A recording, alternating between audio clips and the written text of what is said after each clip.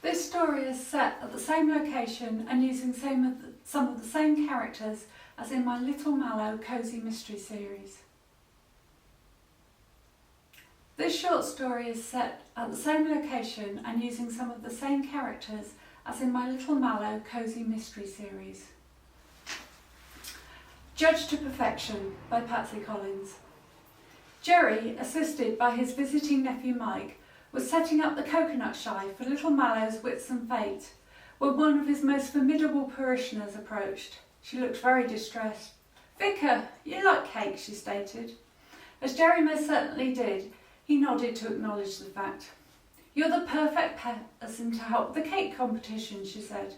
"I am if it involves sampling them," Jerry joked. She let out a big breath, her shoulders relaxed and the tension eased from her face. "Oh, thank you. I can't tell you what a relief it is. My daughter's just gone into labour and she wants me with her."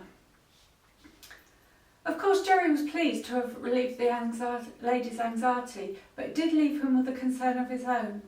"I'm not entirely sure." "You have time, don't worry. Judging doesn't start for another 20 minutes, and it's over before the fate officially opens." She rushed off. "What do you make of that?" Jerry asked Mike. "She was going to judge the cake competition. Now she can't, so you're doing it," Mike suggested. "I can't do that." "Why not, Uncle Jerry? You're very experienced at the tasting part, especially when it comes to lemon drizzle." "True, but I know almost nothing about baking, and I'm very uncomfortable about declaring one person better than another." "Is there just one winner?" Mike asked. "No, I'll have to do it 6 times, and that's my own fault for suggesting we had extra classes." "I never thought I'd see the day when you would complain about too much cake, Uncle Jerry," Mike said. "It's not the quantity, it's the quality.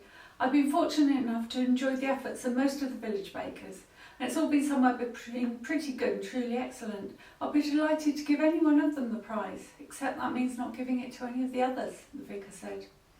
"And those who go without might make you go without their unworthy baking in future." "I hadn't considered that." "I know, Uncle. You don't want anyone to be disappointed." Mike was thoughtful for a moment. "What are the prizes?" "They're really just coloured cards with first, second and third printed on." "That's okay then. As it looks as though I'll be left to my own devices for a while, could I borrow your printer?" Mike asked. "Help yourself." Oh, if only the answer to his problem was to make a dozen more red cards with first printed on them. But of course it was what they represented, not the cards themselves, which contestants valued. When Jerry, after changing into his official garb, entered the marquee, he was dismayed. The celebration cake class had 6 entries. There were around a dozen each for the lemon drizzles, Victoria sandwiches, coffee and walnuts, and plates of cupcakes. As for any other, they'd had to add another trestle table just to hold them all. "Reverend Grand?" asked a lady, even more formidable looking than the one who'd landed him in this mess. "That's me," Jerry very bravely admitted. "I'm Mrs. McClintock, the judge." "Judge? Oh, Jerry was to assist her, not be doing the judging himself. What a relief." "Have you been a judging steward before?" Mrs. McClintock asked. "I've not, no. It's quite simple. We both taste each cake. I'll explain the reasons for my verdict and the score I give, and you'll record those and help with completing the official prize certificates." It was fascinating listening to Mrs. McClintock's remarks. Jerry learned some new phrases he could use to complement any future baking he might be offered. Fearing Mike had been right, and that might not happen quite so frequently in future, Jerry made the most of his current opportunity. As Mrs. McClintock remarked on texture, flavour, balance, lightness, he sampled the appropriate specimen and really could pick out differences, at least between some of them. Finally, the judging was complete. "You don't look happy, Vicar. Do you disagree with any of my verdicts?" No, not at all. It's just..."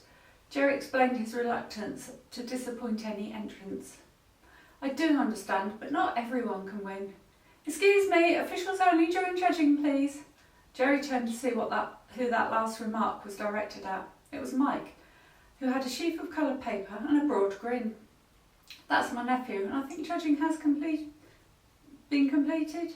Mrs. McClintock beckoned Mike in. Uncle Jerry, I've made you some certificates.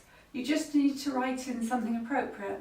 Most lemony, tangiest drizzle or whatever, and everyone who deserves it can have a special award. Lovely idea, Mrs. McClintock said. Always good to encourage people. They had fun making up categories, even though that did involve extra tasting to ensure they mentioned genuinely distinctive points rather than giving empty praise. As there were so many entries, it took time, but the delight on everyone's face when they saw their prize or special certificate made it worthwhile. Afterwards, the three of them headed for the refreshment tent, where the first time ever, Jerry ordered tea without cake.